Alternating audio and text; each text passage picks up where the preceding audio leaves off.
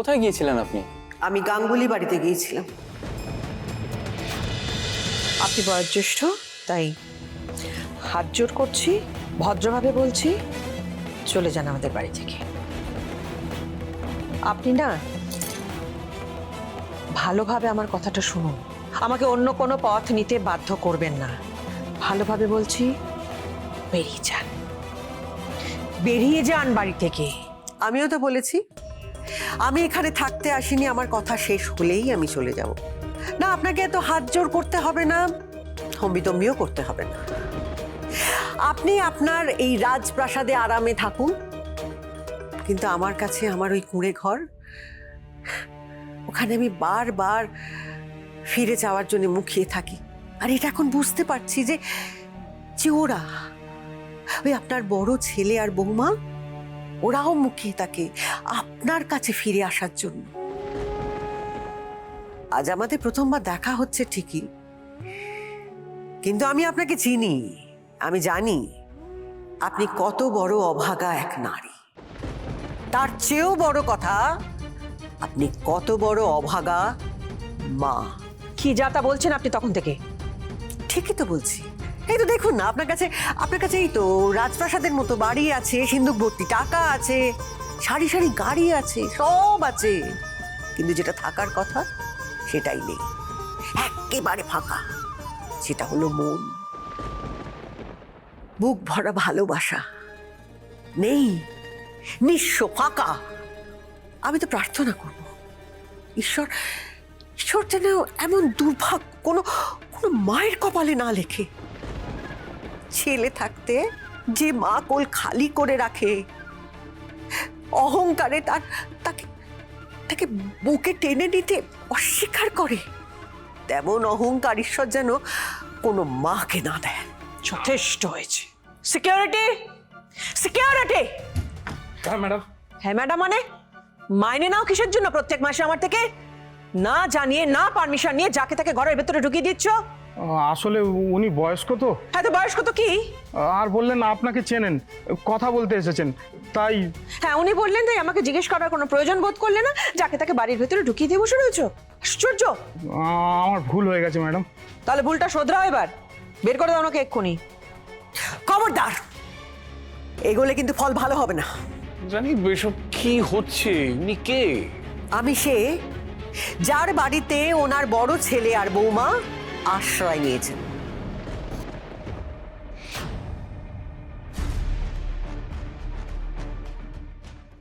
আপনি ওদের আশ্রয় কেন দিয়েছেন, আর সেটা আমাকে বলতেই বা এসেছেন কেন? উনি কি ভাবছেন ওদের খরচ চালানোর টাকাটা আপনি আমার কাছ থেকে নেবেন? না না না, খরচপাতির কথা আমি ভাবিনি, সেজন্য তো আমি আসিনি। দরকার পড়লে সারাটা জীবন আমার ওই কুঁড়ে ঘরে ওদের আশ্রয় দিয়ে রাখতে পারি। আজ শুধু আমি এই কথাটা বলতে এসেছি, ওই দুই ছেলে মেয়েকে কষ্ট দিয়ে শুধু এই জন্মে নয়, আগামী 10 জন্মে পাপ আপনি পুরো। এমনিতে তো মায়েরা সন্তানের মঙ্গল কামনায় পুজো আচ্ছা করে, মন্দিরে যায়, ব্রত পালন করে, কিন্তু আপনি নিজের হাতে নিজের ছেলেকে, বাড়ির লক্ষ্মীকে দূরে সরিয়ে দিলেন, শুধু এই কারণে যে তারা একে অপরকে ভালোবেসেছে। একজন আপনার গাড়ির চালকের মেয়ে, আপনার কাজের লোক, শুধু এই কারণে এটা তার ভুল, এটা তার অপরাধ। একবারও ভাবলেন না ওই নিষ্পাপ মেয়েটাকে ছোট করে আপনি কত বড় পাপ করছেন শুধু টাকার অহংকারে? কুসুমের মতো বৌমা দিয়ে ঈশ্বর আপনাকে আশীর্বাদ করেছে, কিন্তু আপনার অহংকার সেই আশীর্বাদকে নষ্ট করে দিল। এই দুষ্কর্মের ফল আপনাকে পেতে হবে, এই অন্যায় শাস্তি আপনাকে পেতে হবে। ওই যে একটা কথা আছে না, ধর্মের কল বাতাসে নড়ে, আপনারও ঠিক তাই হবে। এত বড় পাপ করে আপনি স্বর্গে যেতে পারবেন না, ঈশ্বরের সামনে দাঁড়িয়ে কোনো জবাব দিতে পারবেন না। তাই বলছি, সময় থাকতে সামলে নিন, কারণ একবার যদি আয়ুষ আর কুসুমে আপনাকে ছেড়ে থাকার অভ্যেস হয়ে যায় না, তাহলে চিরটা কাল আলাদা থাকবে। আর আপনি চিরটা কালের মতো দুটি রত্ন হারাবেন। ওদের না ধন সম্পত্তি এইসব কোনো কিছুর উপর লোভ নেই, তাই জন্যে তো ওরা খুব সুখে নয় কুঁড়ে ঘরে সংসার পেতেছে, একে অপরকে ভালোবেসে শান্তিতে আছে। কিন্তু ওদের দূরে সরিয়ে রেখে আপনি শান্তি পাবেন না, শেষ নিঃশ্বাস পর্যন্ত শান্তি পাবেন না।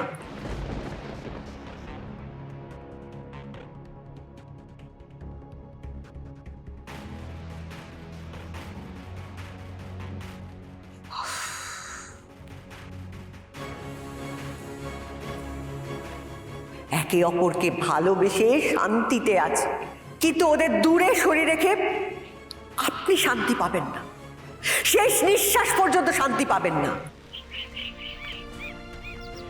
ছোট সাহেব উঠে পড়ুন, সকাল হয়ে গেছে তো।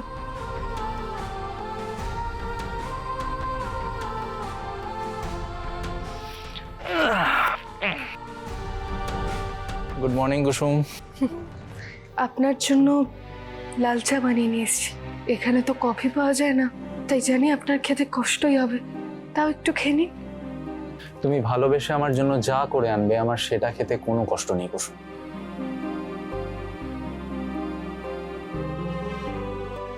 আরে বাহ, এই ফুলগুলো কি সুন্দরভাবে সাজিয়ে রেখেছো কুসুম। ছোট সাহেব, আমি পুরোপুরি চেষ্টা করব এই ঘরটাকে আপনার মনের মতো করে সাজিয়ে তোলা। হ্যাঁ জানি এখানে আপনি গাঙ্গুলি বাড়ির মতো স্বাচ্ছন্দ্য বা আরাম পাবেন না হয়তো, কিন্তু বিশ্বাস করুন ধীরে ধীরে এই বাড়িটা আপনার ঠিক ভালো লাগতে শুরু করবে।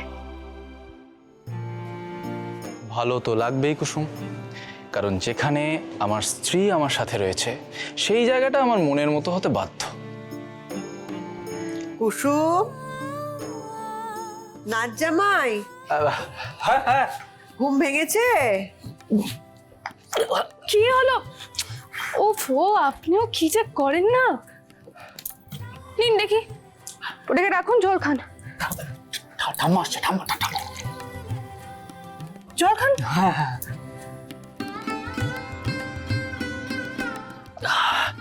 আরে ঠাম্মা, তুমি দাঁড়িয়ে রইলে কেন? বসো, এসো। কি ঠাম্মা, কাল কীর্তনে গিয়ে ভালো লেগেছে? আমি মিথ্যে বলেছিলাম। আপনি শুধু শুধু মিথ্যে কেন বলতে গেলেন? কোথায় গিয়েছিলেন আপনি? আমি গাঙ্গুলি বাড়িতে গিয়েছিলাম।